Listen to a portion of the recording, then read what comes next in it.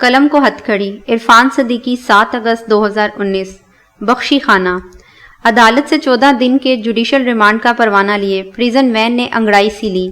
وکلا کے نعرے پیچھے رہ گئے اور چشمے زدن میں گاڑی بڑے پھاٹک تک جا پہنچی.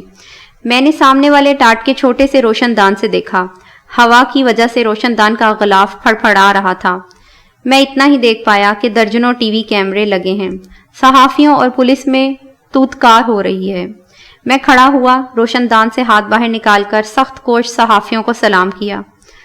چہرہ باہر نکالنا چاہتا تھا کہ زنجیر بردار نے زنجیر کھینچ لی اور مجھے اپنی نشست پر بیٹھنا پڑا. کسی نے باہر سے عقبی ٹاٹ کا پردہ اٹھانے کی ناکام کوشش کی. پھر ایک آواز آئی, عرفان صاحب کیسا لگ رہا ہے یہ تجربہ؟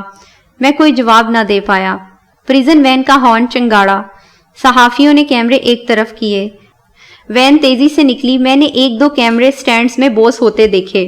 خطرناک قیدی اپنے رفقا سے بات کر پایا نہ ان کا شکریہ ادا کر سکا. کچھ ہی دیر بعد مجھے اندازہ ہوا کہ ہم اسلام آباد کے سیکٹر F8 میں آ گئے ہیں, جو میرے گھر سے کوئی 2 کلومیٹر دور ہوگا. میری نظر دارالسلام کی بڑی بک شاپ پر پڑی. میں اکثر یہاں آتا جاتا رہتا ہوں. ذرا دور جا کر گاڑی رکنے کو آئی. یہ F8 مرکز کا کمرشل علاقہ تھا, ایک طرح کا بھرا پورا بازار. بازار کے تصور سے مجھے فیض احمد فیض یاد آ گیا. آج بازار میں پا بجولا چلو, حاکم شہر بھی مجمع عام بھی, تیرے الزام بھی سنگے دشنام بھی, راہ تکتا ہے سب شہر جانا چلو, آج بازار میں پا بجولا چلو. میں کہاں اور فیض کہاں, غداری کا فضیلت ماب جرم کہاں اور قانون کرایہ داری کا حقیر و بے مایا الزام کہاں. مجھے خود سے ندامت ہونے لگی. میں پا بجولا بھی نہ تھا, بس ہاتھ میں ہتھ کڑی تھی یا عمر رسیدگی کی کہولت. چند لوگوں نے ہمیں گاڑی سے اترتے ضرور دیکھا, لیکن لوہے کا ایک چھوٹا سا دروازہ بس 2-4 قدم ہی دور تھا. دستک دینے پہ آہنی دروازہ کھل گیا. اندر ایک جہان نو آباد تھا. ہمارے جیسے زنجیر بستہ قیدیوں کی بھیڑ لگی تھی. 4 سو پولیس ہی پولیس تھی. ایک شیڈ کے نیچے پلاسٹک کی نیم جانک سی کرسیاں پڑی تھیں. میں اور جاوید 2 کرسیوں پر بیٹھ گئے. ایک سب انسپیکٹر نے ہمارے کوائف کا اندراج کیا. ہماری ہتھ کڑیاں کھول دی گئیں. میں نے ایک اہلکار سے پوچھا, یہ کون سی جگہ ہے؟ اس نے بے رخی سے جواب دیا, بخشی خانہ. میں کچھ نہ سمجھا. بعد میں کھلا کہ یہ ایک طرح کا ٹرانزٹ کیمپ ہے.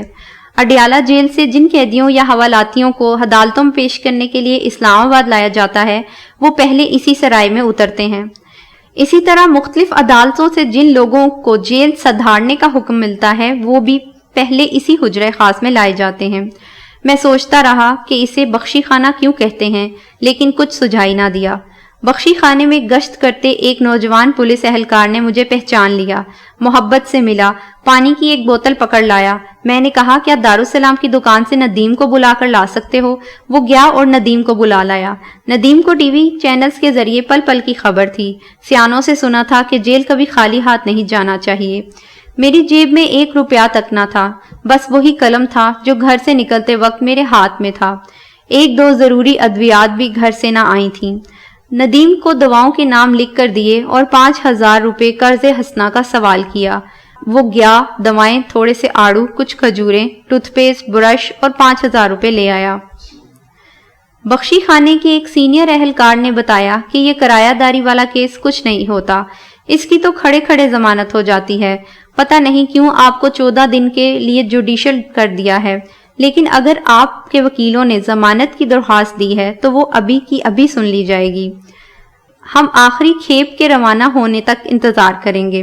لمبی لمبی فولادی زنجیروں میں بندے دست بستہ اور پابستہ قیدیوں کے غول چھوٹے سے آہنی دروازے سے نکلتے, گاڑیوں میں بیٹھتے اور اڈیالہ روانہ ہوتے رہے. ایکا ایکی موسلا دھار بارش برسنے لگی. پل 2 پل میں جل تھل ہو گیا. مجھے لگا کہ شاید شوگر لیول کم ہو رہا ہے. میں نے 2 کھجوریں نکال کر کھائیں, پانی پیا اور آنکھیں بند کر کے بیٹھ گیا. بارش کچھ ہی دیر بعد تھم گئی. ساون کی پیلی دھوپ کسی بدلی کی اوٹ سے جھانکنے لگی. شام ڈھلنے چلی تھی کہ خبر آئی, ہماری ضمانت کی درخواست فوری طور پر نہیں سنی گئی. اس کے لیے پیر 29 جولائی کی تاریخ دی گئی ہے. بخشی خانے کے ایک اہلکار نے اپنے ماتھے پر ہاتھ مارتے ہوئے کہا, حد ہی ہو گئی. شاید وہ پریزن وین میں 2 فالتو سواریاں نہیں لے جانا چاہتا تھا. زندانیوں کی آخری کھیپ کے لیے ایک بڑی بس نما پریزن وین لگ گئی. زنجیر بستگان آہنی دروازے سے باہر نکلتے رہے۔ آخر میں ہماری باری آئی۔ ایک بار پھر میرے دائیں اور جاوید کے بائیں ہاتھ میں ہتھکڑی ڈال دی گئی۔ باہر کچھ لوگ ہمارے انتظار میں کھڑے تھے۔ انہوں نے ہاتھ لہرا کر الوداع کیا۔ میں بسد مشکل اس پریزن وین میں سوار ہوا جس میں 30 کے لگ بھگ قیدی ٹھونسے تھے۔ ہم دونوں ایک کونے میں سکڑ سمٹ کر بیٹھ گئے۔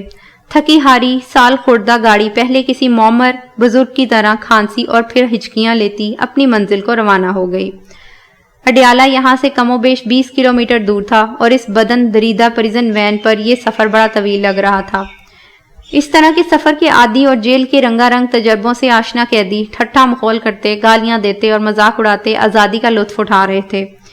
ایک درماندہ سا نشئی نشہ ٹوٹنے سے بحال ہو رہا تھا۔ اس کے ہاتھ میں ایک سگریٹ تھا اور وہ گاڑی کے بند دروازے پر بار بار زور زور سے دستک دے کر عقب میں بیٹھے اہلکاروں کو متوجہ کر رہا تھا۔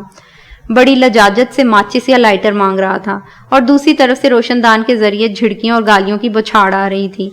نشئی کی تڑپ پھڑک سے اس کا ہم زنجیر ساتھی پریشان ہو رہا تھا اور پریزن وین ادائے بے نیازی سے اٹکیلیاں کرتی سوئے منزل رواں دواں تھی۔ جاری ہے۔